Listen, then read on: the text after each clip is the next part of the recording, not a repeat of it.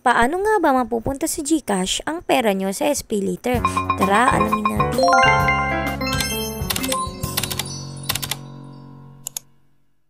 Para sa kaalaman nyo, hindi pwede talagang ilipat GCash ang SPayLater dahil nga ang SPayLater ay para lang mismo sa Shopee. Pero sa tulong ni Maya Business ay pwede nating malipat ang pera sa SPayLater papuntang GCash. Syempre, need nyo siyang i-download sa inyong Google Play Store. Ito dalawa yung makikita nyo, isang Maya, isang Maya Business. Ang need nyong i-download dyan yung Maya Business. Pag na-download nyo na siya is ganito yung makikita ninyo. Kung may time kayo, pwede nyo siyang basahin. Pero kung wala, ay pwede nyo na rin namang i-click itong agree. Ta-click nyo is ganito naman yung lalabas. Pwede nyong pinutin yung next or i-swipe siya. Di kaya dumiretso kayo sa get started. Ito, need natin ditong mag-register. So, i-click natin yung register. Ito, may reminder sila. At sinasabi nila na kayang-kaya daw natin itong tapusin sa loob ng 5 minutes. So, yan, meron silang 5 steps na need natin gawin. Kung nakikita nyo, need natin dito ng cellphone at email. Pati na rin valid ID. Kasi yan, click na natin itong start. Ito yung una nating makikita. Daan nyo na dapat ikaw ay 18 years old pataas. Dapat kung ano ang details na nakasulat sa inyong ID ay yun din ang ilalagay nyo dito. Need natin na-enter ang ating first name, last name, pati ang ating cellphone number. Tapos, need din nating maglagay ng password. Daan nyo sa paggawa ng password, dapat ay ito ay 8 characters or more, ang spaces at hindi siya blacklisted. After nyan is need naman natin i-enter ang email address. Tandaan nyo dito na dapat nakaka-receive yung inyong email address or active. I-click na natin yung next. Kaya may reminder sila ulit na dapat tama ang cellphone number at email address. Dahil need nga natin ng OTP. Tandaan nyo na wag isi-share kahit kanino ang one-time password ninyo. Tapos, ang next naman yan is ang email verification. Wala kayo natatanggap na email ay pwede nyo tignan sa inyong spam folder. Tapos, kung gusto nyo makareceive ng mga news at promos sa Maya Business, pwede nung i-check itong box. Kung ayaw nyo naman is, pwede nyo na siyang skip. So, yan, ang next naman is mga terms and conditions. Pwede nyo rin yung basahin, pero kung ayaw nyo is, pwede nyo nang pindutin yung next. Dito, need na natin i-enter ang ating personal information. Dito, need na natin ilagay yung middle name natin. Nga diba kanina na-enter na natin yung first name natin at yung last name. Tapos ang next naman ay yung date of birth ninyo. Tapos kung saan kayo pinanganak. Tapos yung country is may automatic na siya nakalagay kaya hindi na siya lalagyan. Tapos i-click na natin yung next. So dito naman yung next is yung work. Dito ilalagay natin kung ano yung source of funds natin. Pumili lang kayo dito kung may trabaho kayo. Kung wala, pwede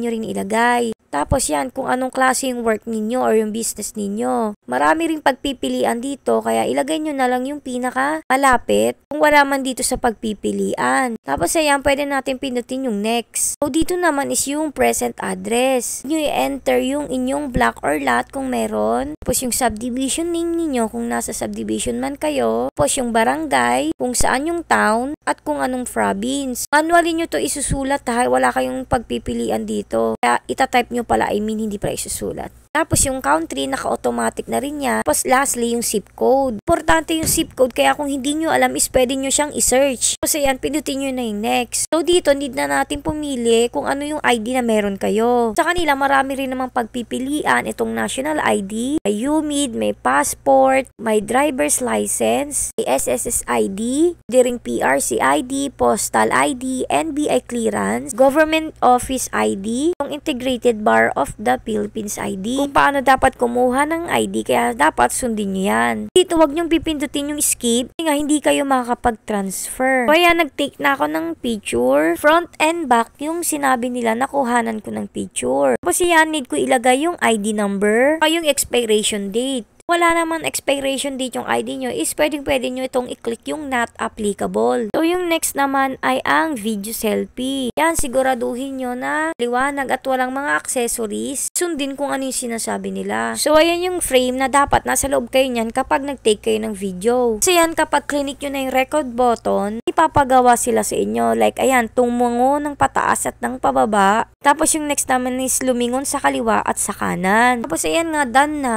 Ang next step naman ay re-review ninyo yung details na sinubmit ninyo. Kung may mga typo kayo ay pwede nyo pa siyang ma-edit at makorek yon. Yan kung sure na kayo, isi-click nyo na yung submit at magwe-wait lang tayo. Ito sinabi na agad na successful na at maaari ko na daw gamitin ang aking Maya business. So kaya nag-login na ako at in-enter ko na ang aking cellphone. So dito wag kayong makakampante dahil nga sinabi na nila na successful na, hindi ibig sabihin nun na pwede na kayo agad kapag-send sa GCash. Kapag bagong gawa ay basic 1 pa lang. Ito makikita nyo na ang basic level 2 ay reviewing pa lang. So dapat yan ay magkaroon ng check. Kaya nitong isang papakita ko sa inyo para maging successful yung paglipat natin sa GCash. Tandaan nyo na after 48 hours, magkaroon sila ng respond kung approve kayo or hindi. Pero kapag approve na kayo, ay pwede na tayo pumunta sa ating Shopee. Dito sa pinakataas, yung i-click yan. Pag na-click nyo na yan, is madederecho tayo dito sa QR code. Dito, medyo malilito kayo. Bago ko muna ituro, saan nyo nga ba makikita yung QR code ninyo sa inyong Maya? Kaya pag open nyo ng Maya account ninyo, need yung i-click itong more. Makikita nyo na dyan agad yung Maya QR code. Need nyo rin i-click yan. Kaya lalabas na yung QR code ninyo. Hindi nyo siyang screenshot. Hindi naman kaya is i-save nyo. Tandaan ninyo, need yung gumamit ng ibang cellphone kapag i-scan ninyo yung QR code ninyo sa inyong Maya business. Kasi kahit i-click nyo itong photo sa taas, ay hindi nyo rin makikita yon. Kaya dapat gumamit kayo ng ibang cellphone. So ito na nga, pagka-scan ninyo is ganito yung lalabas. Makikita nyo agad yung name nyo dyan at need nyo nang i-enter yung amount. Pwedeng 1,000. Hindi ko lang alam kung magkano yung pinakamaliit na pwede nyong ilipat. Pero sa akin yung ilalagay ko is 1,050. So dito makikita nyo, automatic na siya na SPay later. So pipili na lang kayo kung ilang months yung gusto nyo. Tapos kung first time yung gagamitin sa QR code ang inyong SPay later, magkakaroon kayo ng promotional reward. Dahil mababawasan ng 250 inyong need bayaran. Kaya dito kung makikita nyo, 800 na lang yung kung bayaran sa SPay later. Ayan, kapag okay na,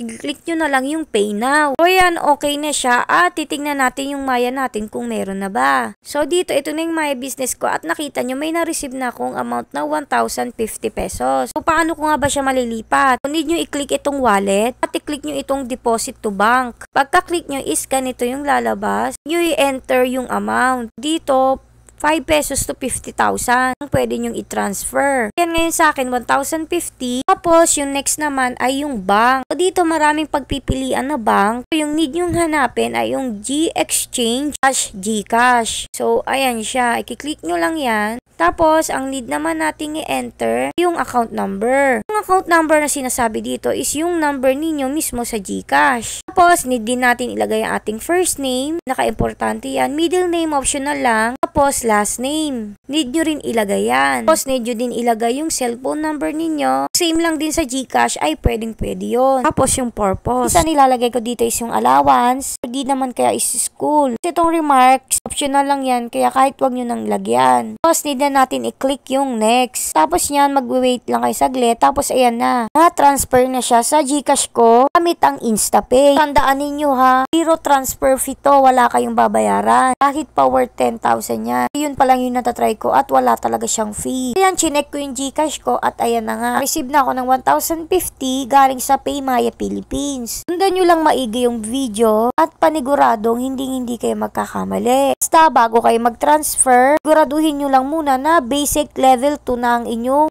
PayMaya or Maya business. Hindi dito pwede gamitin yung Maya wallet kasi iba yon. Hindi yon tinatanggap ni SPay later. So yun nga no, sana may natutunan kayo sa video na ito. Kaya thank you for watching. Yun lang.